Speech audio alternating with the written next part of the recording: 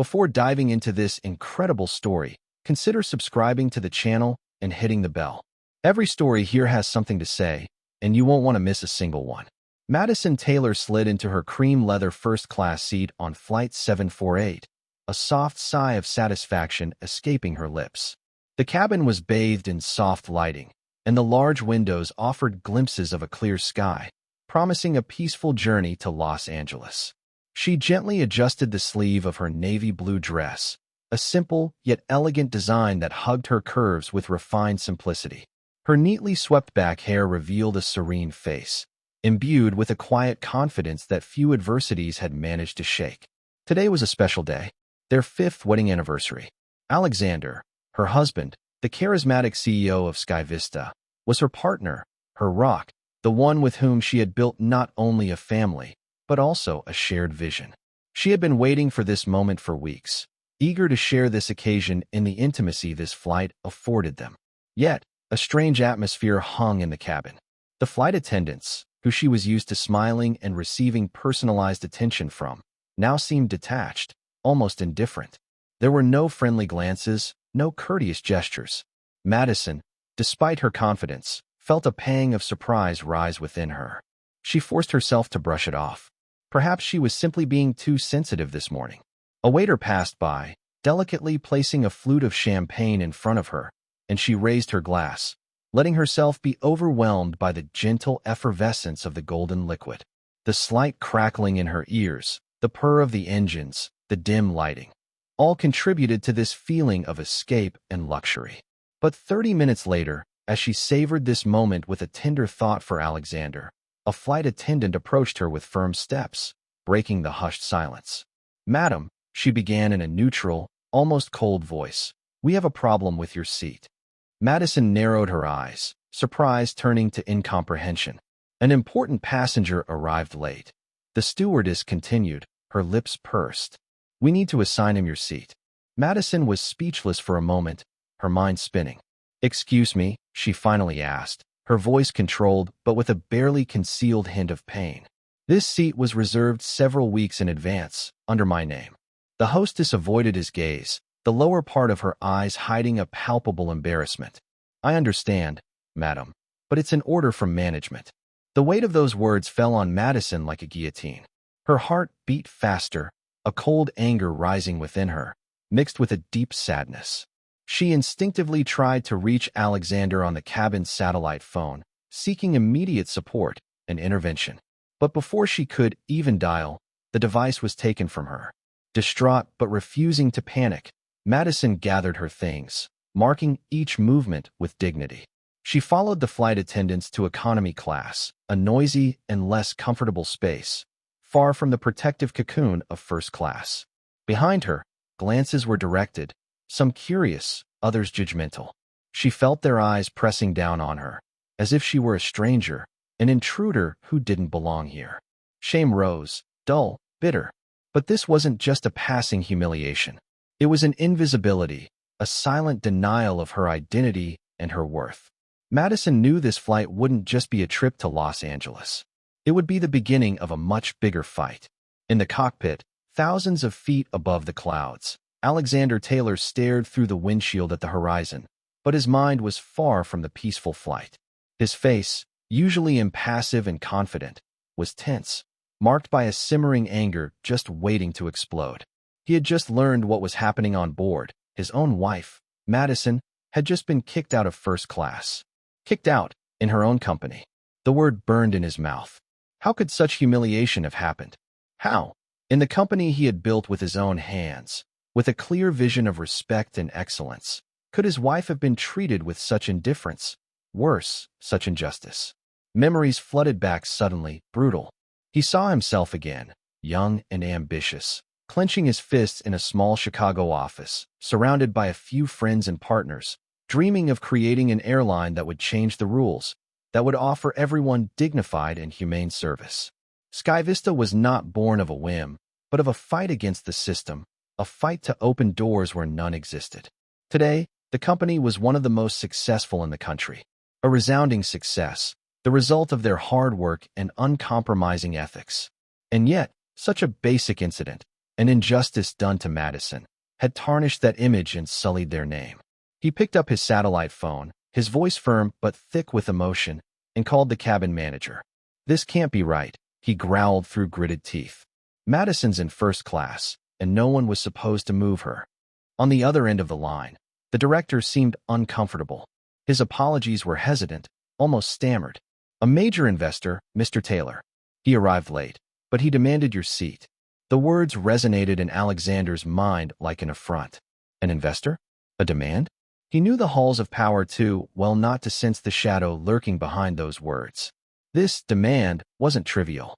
It was a message, a maneuver to remind him who really held the power, and to relegate his wife, and perhaps himself, to the status of mere executor. His blood boiled.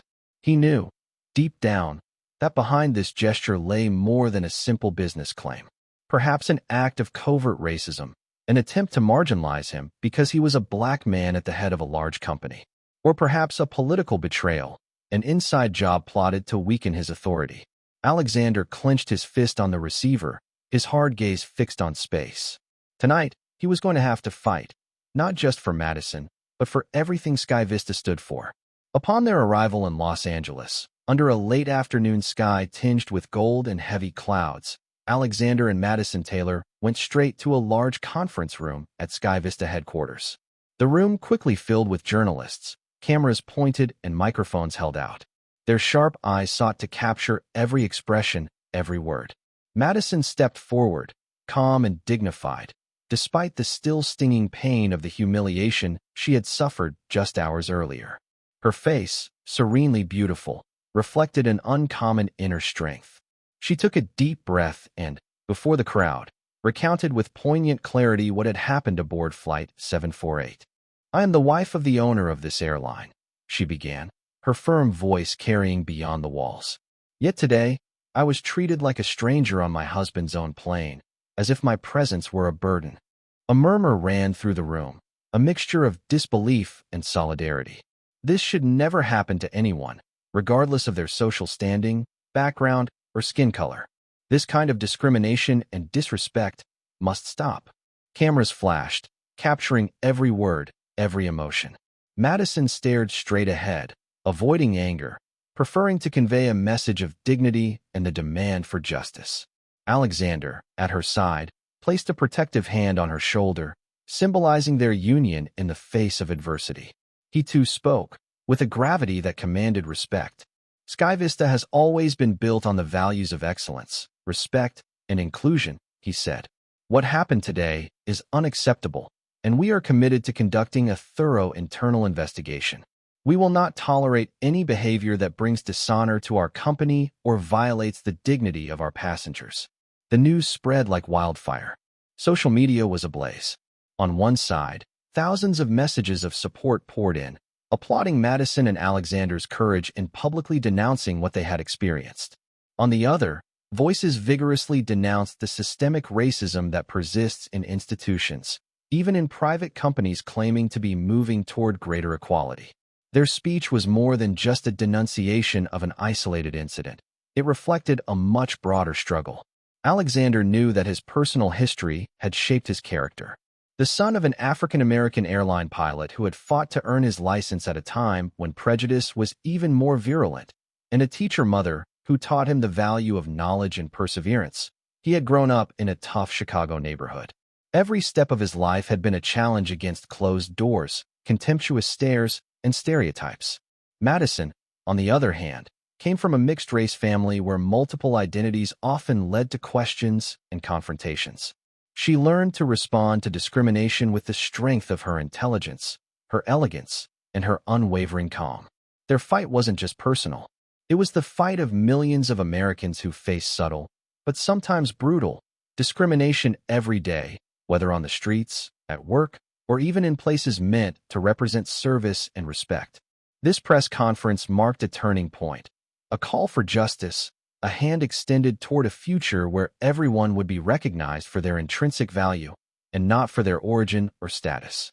A few weeks after the incident that rocked Sky Vista and turned Madison and Alexander's lives upside down, the company made a major announcement that immediately made headlines in both the trade and general media. Sky Vista was undertaking a complete overhaul of its internal policy regarding the reception and treatment of passengers. This wasn't a simple adjustment, but a real turning point. An ambitious anti-discrimination training program would be implemented for all staff, from ground agents to pilots, cabin crew, and administrative services. This approach went far beyond a legal obligation or a publicity stunt. It embodied a profound desire for change, a collective awakening sparked by the incident and Madison's courageous voice. Madison, for her part, had resolutely accepted the role of spokesperson for a national campaign on respect and equality. Using her charisma and notoriety, she participated in conferences, television programs, and meetings with organizations and young people in schools. Her message was clear, powerful, and inspiring. Respect is not a privilege reserved for a few. It is a fundamental right for all.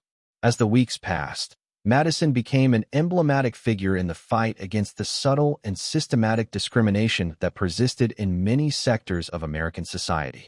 Her story, told and recounted in the media, motivated thousands of people to speak out, to act, and to no longer accept injustice. At a gala hosted by Sky Vista to celebrate this new direction and the initial results of the training program, the room shimmered under elegant lights, surrounded by prestigious guests, employees, and partners. Alexander watched Madison from across the room. He regarded her with deep pride and a touch of love and respect. As she approached, wearing a deep red dress that contrasted beautifully with her skin, he whispered in her ear, "You turned this humiliation into strength." Madison answered him with a gentle smile, full of wisdom and determination. Because dignity can never be taken away, it always defends itself. That evening, their personal and professional struggles extended beyond the walls of their homes and businesses. Madison Taylor's story became a powerful symbol, a shining light in the fight against everyday injustices.